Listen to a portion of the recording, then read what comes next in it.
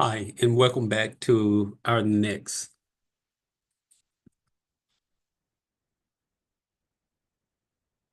video. So within this video, we are going to continue with domain one. As I stated in the last video, I want to always ensure that I provide additional reinforcements by going through some of the material a second time, and we'll continue this process throughout the course. My goal is always to have a new approach to learning and career progression for each and every one of you.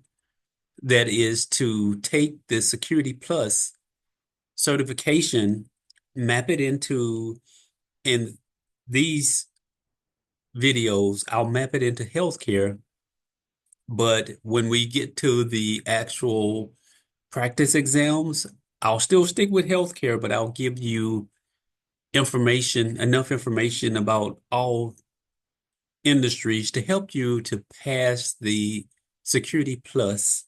And then I want to continue that journey with you to help you get either the job or start the business or whatever your career ambitions are. I want to make sure that I am an integral part of that success with you. I'm JD McLean, have over 7 years of industry experience teaching Security Plus. Many students have gone on to pass the Security Plus, as well as many have gone on to rise up in many different areas, many different fields, from business analysts all the way to senior directors at major hospitals, at major transient systems, and just in general. So I'm happy that you're here with me to go on this journey, a journey of a lifetime for you. So next, I want to get into domain one to continue the progress that we made in the last video. Domain one covers only 12% of the Security Plus exam, and it is still important because you get general security concepts within this domain. And as we talked in the previous video, some of the categories of controls are crucial. You have administrative controls. And when you think of administrative controls, those are policies, procedures, and awareness training. So you think of administrative like an administrator at an organization.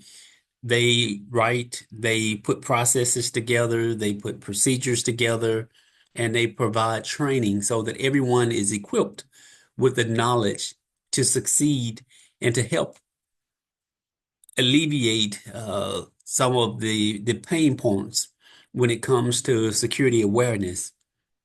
Then we have technical controls. You've seen this and you've heard this quite a few times. Firewalls. Firewalls. We'll look at some videos of firewalls, some pictures later on. But it's a crucial step within your technical controls because you're creating rules. Those rules serve as a traffic cop, letting traffic in or out of your network. There are multiple type of firewalls that we'll get into so that you will have a very sound understanding. Intrusion detection system, intrusion prevention systems. These are also technologies that help organizations to put technical controls in place to mitigate against risk. Then physical controls, think of any type of physical locks, badge readers, surveillance, fists, bollards. I mean, those are where you have the bollards that can stop vehicles from ramming into the building, and there are many different type of physical controls as well. As I mentioned, you have the administrative controls like policies, procedures, your technical controls like your firewalls, your physical controls like your locks that are on the building, on fences, or anywhere to prevent physical access. to a facility. Awareness training, of course, that's a type of administrative control. Encryptions, that's a type of technical control. Or, as I mentioned earlier, offense, which is going to be your physical control. And one of the most important concepts that you will learn in cybersecurity, and this is a must, you must understand the CIA triad. And the CIA triad, where your C stands for confidentiality, and that confidentiality ensures your data, in the case of healthcare, ensures your patient records and any type of personal data are accessible only by authorized medical professionals. For example, doctors and nurses accessing patient records via secure logins. Unauthorized staff cannot see patient medical histories. So even if someone is a nurse and it's not their patient, they're not authorized to see that medical information unless it's within the line of their job. Or if they're working one floor of a hospital or a facility and they're helping one of their peers, where the manager have asked them, can they have a shortage? Can you go over and help in that area? Then it's okay. But they can't go over and say, well, this famous actor or entertainer is in the hospital or their family members, and then go pull up the information, look, say, okay, they're on floor 1Z or 8Z. Go and say, okay, let me go over to their room and try to get a photo with them. You can't do that.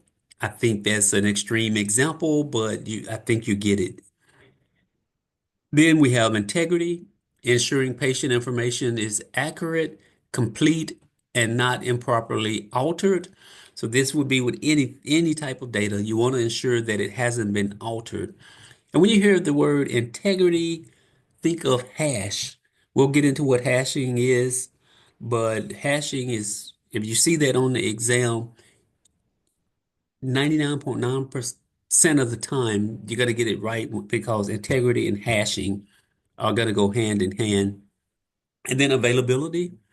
Availability is to ensure that your data and your systems are reliable and reliably accessed and accessible. So, for our example, we ensure healthcare data and systems are reliably accessible when needed. Example, your hospital emergency room always have uninterruptible access to patient records, even during a power or network outage, using power backup generators and redundant network paths as well. So you have uninterruptible power supplies, which is a short-term solution. So if you have a power blip, it will hold your routers or switches or the technology up for a brief time. It's not going to hold it up for hours. It will be minutes. Then your power supplies, like your generators, will should be in place to hold that power up for a much longer time frame. So overall, availability is critical. You want to ensure that you build redundancy and resiliency within your environment. Integrity is crucial. You want to make sure that the data that a person has gotten has not been altered. And then confidentiality, you want to ensure that you put mechanisms in place so that the accessibility of the information is there for only uh, authorized staff or authorized individuals or professionals. Diving a little deeper, we have non-repudiation and AAA. What are those? These principles verify user access, ability to information by having actions and responsibilities built in. For example, your non-repudiation or digital signatures ensure actions taken within your system cannot be denied later. For example, doctors Electronically signing medical prescription or patient discharge summaries create legally verifiable proof of approvals. So that's really crucial. Then you have the AAAs, which are authentication, authorization, and accountability. The authentication, think of multi-factor authentication, confirming the identity of the user with more than just a password. For example, doctors use a password and biometric fingerprints or a badge scan to access sensitive medical equipment or patient data. Then we have authorization. When we think of authorization, let's think of role-based access control or RBAC. Users only have access to the systems and data they specifically need or that's required for their role. For example, a nurse may access medical schedules while administrating your administrative staff can only see billing information, so not sensitive client details. And we're going to talk about least privilege later on. But remember least privilege, that's a concept where you have only access to what you need. So least privilege is a really important principle when when it comes to authorization. Then we have accounting. If you recall in the previous video, I mentioned whenever you hear the word accounting, think of logging and auditing. So you're tracking and reviewing user actions to ensure accountability. For example, your electronic health records systems logging every instance of access to patient files, allowing security audits and compliance verification. Then we talked through the concept of zero trust and defense in depth. Put it in the chat, in the comment section, any experiences you've had with any of the stuff I've gone over so far, including zero trust and defense in depth. These strategies build resiliency by assuming threats could come from anywhere. So when we think of zero trust, we assume that no implicit trust. So we don't want any implicit trust. Continuously verifying every user and device access request. For example, every hospital computer, even internally connected ones, continuously verify the identity and compliancy before accessing patient data. Why? The reason is it helps you by preventing unauthorized access, even if inside of the hospital network, the person is inside or wherever, you are assuming no implicit trust. Then defense in depth. This is the concept to put layers in place. So think of it as if you get into one particular area, and even if you gain access to it and you gain access to the data, if you have seven different areas and each one are segmented from the other so that you can't do a vertical escalation or continue to go up until you gain access to the proverbial keys to the kingdom, meaning you have access to everything. Think of that as defense in depth, to where you're implementing multiple layers of protection. You're ensuring that security doesn't rely on a single defense. So you're protecting in the case of a healthcare organization, dental organization, or any organization that has patient data, you are protecting the patient data through layered defense. So you're setting up a strong perimeter like your firewalls. You secure your internal network by segmenting it.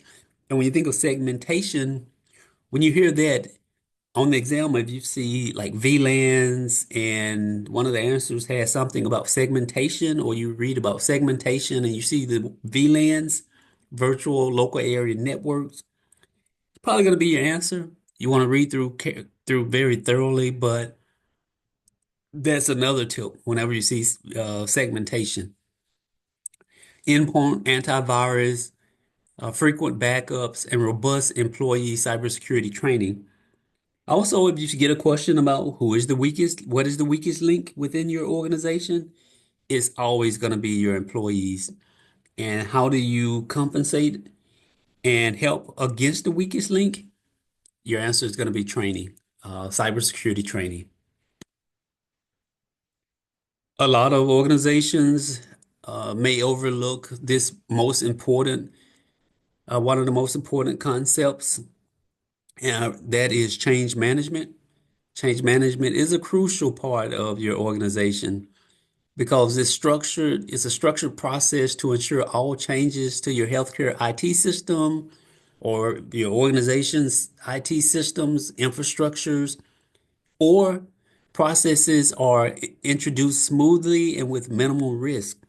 When you think of a healthcare organization, especially a hospital, patients are always there. The systems always need to be up.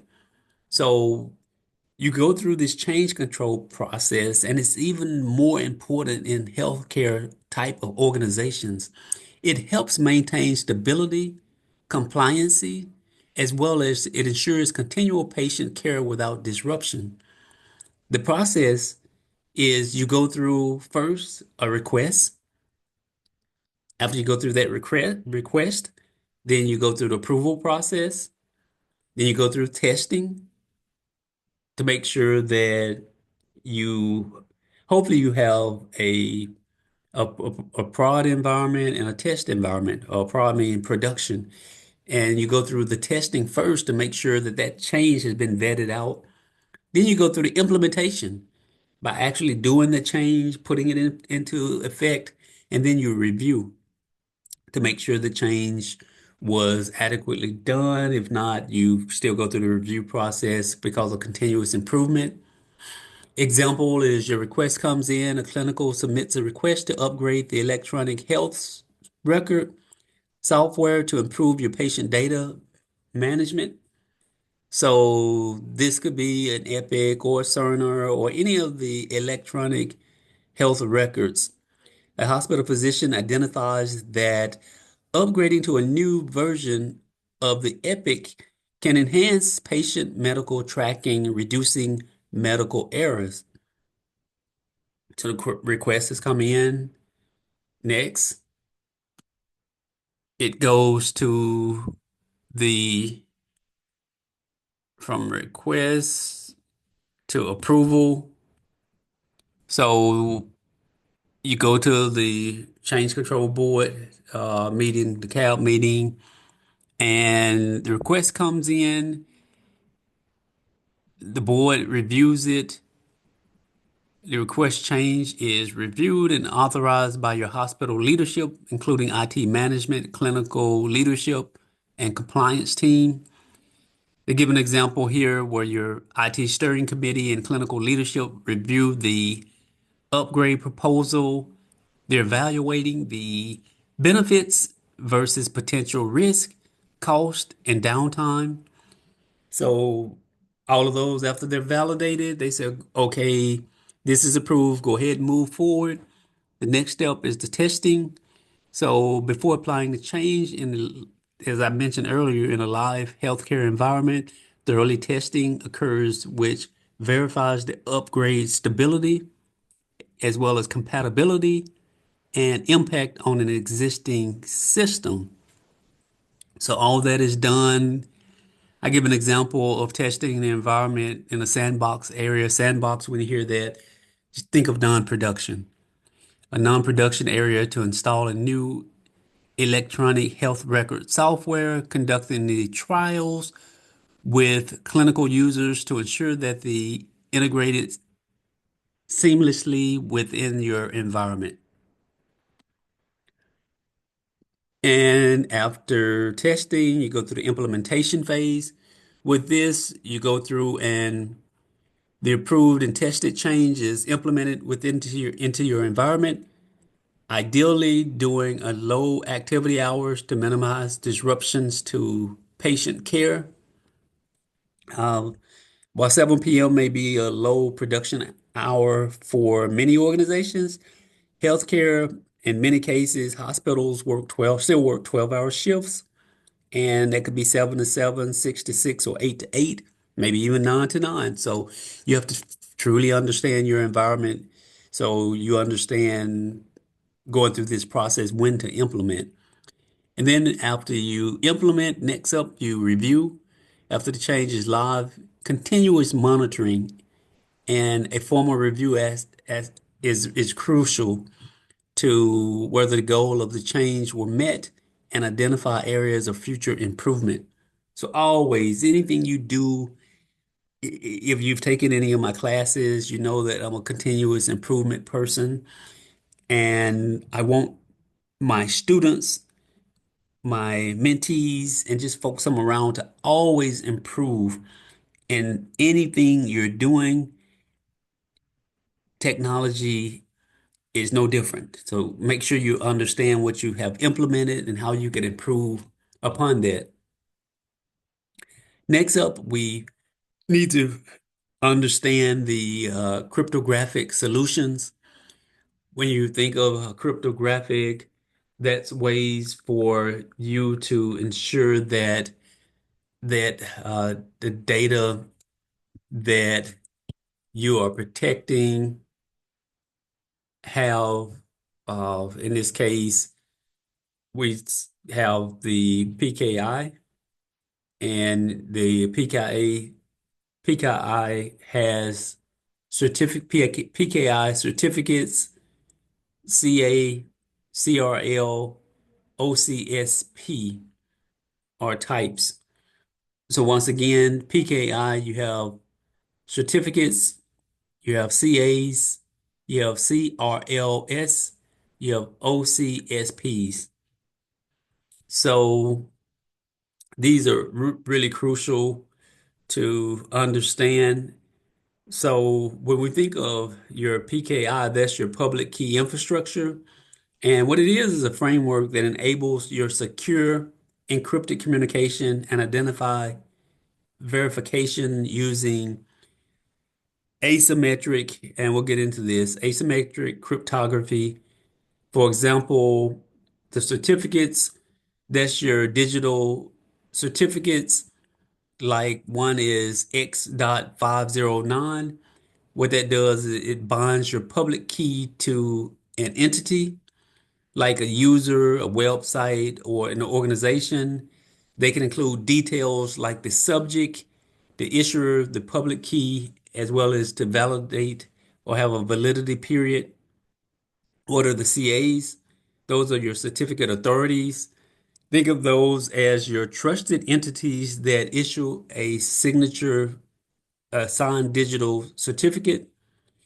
These are verifying the identity of the requester before issuing the certificate. Then we have the certificate revocation list, or CRLs. This is a list of that is published by your certificate authorities containing the certificates that have been revoked before their expiration dates. Clients must check this to ensure that the certificates are still valid. Then we have your OCSP. Your OCSPs is your real-time alternative to your CRLs, or the certificate revocation list. So instead of downloading a list, a client queries the CA's OCSP, which is your online certificate status protocol, and that is the responders get the revocation status of a specific certificate. So overall, think of the digital ID system where your CA is like the government issuing a passport, the certificate is your passport, and the CRLs, or the OCSPs, are ways to check if a passport has been canceled. Then you have your encryptions, which are symmetric versus asymmetric, and you have Diffie-Hellman as well. So when we think of encryption, think of ways to scramble or to hide data.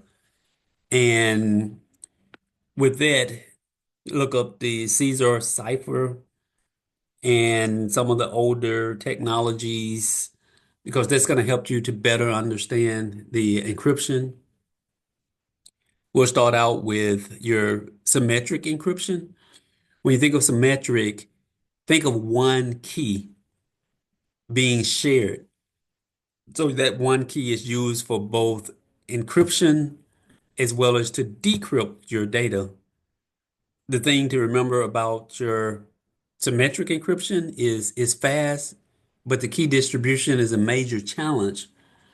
Some of the common algorithms, you have algorithms with these. You have the AES, DES, or DES, and you have 3DES. We'll get into understanding those as we go throughout some practice questions, which is going to be critical to understand your difference between your symmetric and your asymmetric. Within symmetric, you have what's called stream ciphers, and you also have the other type is block ciphers. So your stream ciphers encrypts data bit by bit.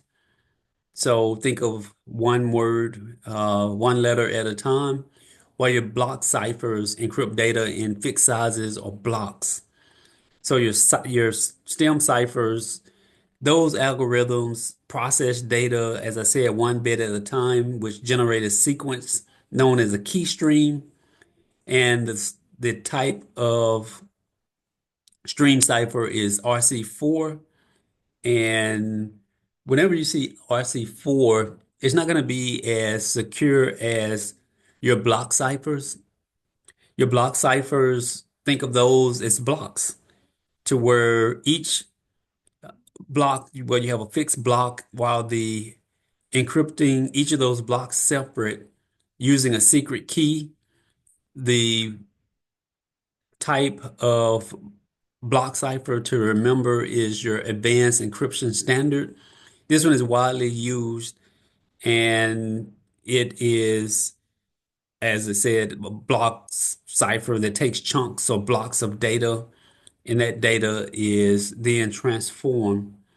So when you think of the asymmetric, it solves your key distribution issues, but it's slower than symmetric. Remember, with the symmetric, you have one key.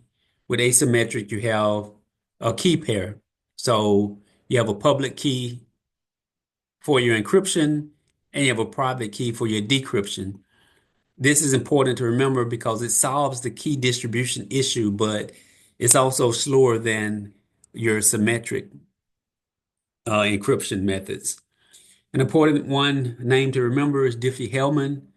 So with Diffie-Hellman is not used directly for encryption or decryption, but rather for security key exchange, where you have two parties can generate a shared secret over an insecure channel without transmitting the secret itself. So often this is used to establish a symmetric key that is then used for encryption or encrypting your actual data. So things to remember is when you hear symmetric, it's fast, but have a shared key, the key that locks and then unlocks. When you think of asymmetric, you have a secure key exchange and authentication. And when you hear the Diffie-Hellman or DH, that is used to establish your symmetric keys securely. Then you've heard me mention hashing a few times. You've heard me mention hashing, digital signatures, SHA 256, as well as HMAC. Then we have emerging technologies where you have your HSM, your TPM, and blockchain. So the thing to remember with these, you have hashing. And remember I said whenever you see integrity and non-repudiation, you see that in the test. You seldom you're going to get both. They're not going to try to trick you with the Security Plus. So you know hashing is probably going to be your correct answer. What is hashing? Your hashing is where you have your integrity built in. Is one-way functions converting your input into a fixed size string, which is called a digest. You also use this to verify data integrity. So any change of input results in a completely different hash. Go to Google, type in MD5, and read up on it. It's a type of hash digest. It's not as secure now, but as it was, it creates. We'll get into how it could create a MD5 collision, but for the sake of this section, think of MD5, review it, see what it is, come back, put a comment in the channel, tell me what MD5 is, and if you change one letter on a string or like a word, what is it going to do with that MD5 digest? Then we have SHA or SHA-256, which is a part of the SHA-2 family and widely used in certificates, blockchains, and more. Then we have your hash-based message authentication code, or HMAC. This combines a secret key with a hash function, providing both integrity and authentication, and is used to secure protocols like TLS and IPsec. So transport layer socket and your IPsec traffic. Someone look at TLS, do your search, come back, tell me what it is in the channel. We'll talk more about it. I'll reply to those comments and let's improve the learning. Then we have digital signatures. Digital signatures, that's where you have a hash of data that is encrypted with the sender's private key. The recipient decrypts it with their public key and compares the hash. This ensures integrity, authentication, as well as non-repudiation. Some of the emerging technologies, you have your HSM or hardware security modules, a tampering resistant physical device that securely manages cryptographic keys, as well as is used to uh, for your enterprises, where your CAs, as well as your cloud providers for high assurance key protection. Then your privacy preserving mechanisms, or PPM, is important as well. Technologies like homomorphic encryption, zero knowledge proofs, or differential privacy. Then we have your blockchain. When you think of blockchain, it's more of a decentralized, immutable ledger that uses cryptographic hashing, like your SHA-256 and digital signatures. Every block includes a hash and prevents the enabling tampering resistance. Also, the foundation for cryptocurrency is your blockchain. And you have small contracts and even decentralized identity systems built in. So you're stringing together a foundation for, think about it, the frontier of technology with these, where you are going to synthesize and make sure that you understand each of these foundational elements. Excuse me. Uh, Further examples of your PKI, as I said, I'm going to reinforce. So think of your PKI provides a framework for your secure communication using digital certificates. As I mentioned, your CA is your certificate authority. Your CRL is your certificate revocation list, and your OCSP, online certificate status protocols, checks if the certificate is still valid. For example, you can have a hospital using your PKI to ensure electronic health records. When a doctor accesses a patient's EHR, the hospital systems checks the doctor's digital signature, issues a CA to verify their identity. If the doctor leaves the hospital, the CA is added to the CRL and the OCSP is added to those, ensuring that the system denies access by confirming the certificate's revoked status. So when I say leaving the hospital, I mean not leaving for the day, but no longer working at the hospital. Additional foundational information reinforcements for you is a look at the symmetric versus asymmetric, as well as Diffie-Hellman. Your encryption protects data by scrambling it. As I said, look up the Caesar cipher and tell me what it is in the channel. You have symmetric encryption, which is your AES using one key for both encryption and decryption, while your asymmetric encryption, for example, uses a public key to encrypt and a private key to decrypt. Then we have Diffie-Hellman, which is a method for securely exchanging keys over an insecure channel. We use telemedicine as an example. Your telemedicine app uses symmetric encryption, AES, to encrypt the patient's video calls with their doctors, ensuring privacy during the session, with the key shared secretly via your Diffie-Hellman. Meanwhile, the patient login credentials are encrypted with an asymmetric encryption. The app encrypts the password with the server's public key, and the server decrypts it with the private key to authenticate the patient. Then we have your hashing and digital signatures, as well as SHA-256 and HMAC.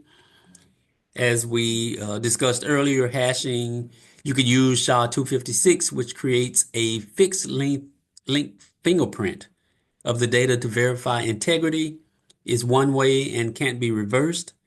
Your hash-based message authentication code adds a key to the hashing for authentication.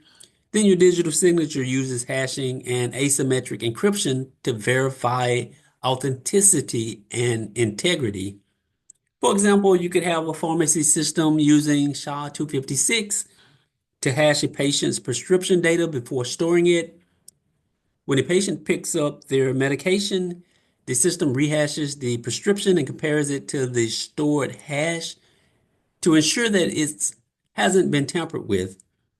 The doctor also signs the prescription digitally.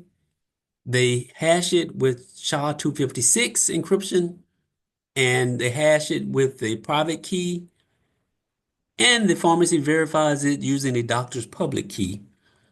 Then you could have your HMAC could be used to authenticate messages between the pharmacy and the hospital system, ensuring that they come from a trusted source. Then emerging technologies such as HSM, TPMs, and blockchains, your hardware secure modules or HSMs, and your trusted platform modules, your TPMs. Both of those are hardware based. So if you see on the exam, what is a hardware based method to encrypt data, HSM or TPM is going to be your answer. So those are hardware-based solutions for securely storing cryptographic keys. Blockchains provides a decentralized tamper-proof ledger for recording transactions or data. So those out there in YouTube land or looking at this course, watching this course in any other platform online, go out there and put in blockchain. How does Walmart use blockchain? And come back and comment. And so we can talk about it more in the channel. An example of healthcare hospitals use your HSM to store encrypted keys for secure patient data, ensuring the keys are protected from software-based attacks. A TPM in a doctor's laptop ensures that only the authorized device can access the hospital's network by verifying the device's integrity. Meanwhile, a blockchain system tracks a patient's vaccine history. Each vaccine record is added as a block, visible to authorized healthcare providers, ensuring the data is immutable and transparent. For example, confirming a patient's COVID-19 vaccine status across different clinics.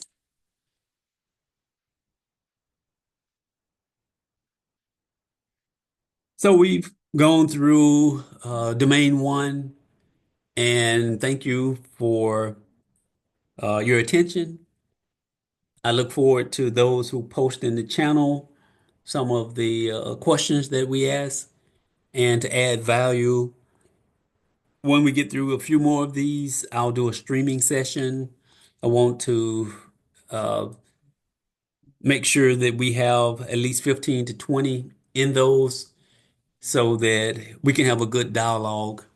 Now, I'll ask some of my previous students to participate, some of my employees, as well as general community. This can the power of YouTube. This could be anywhere in the world. So as long as you speak English, even if you don't speak English, as long as you can understand English and listen and work with us, we are going to build a nice world community. But for now, the key is to get everyone acclimated to both the healthcare industry, cybersecurity, as well as equipping you to pass the Security Plus. First question I have here is security controls. A hospital has just updated its IT security policies to require mandatory annual cybersecurity awareness training for all staff. Which type of security controls best describe this initiative? I put the answer here, but whenever you see policies, think of administrative. So your correct answer is going to be administrative. So thank you for your participation in this video. Let me know your thoughts, subscribe to the channel, and I look forward to seeing you in the next video. Thank you.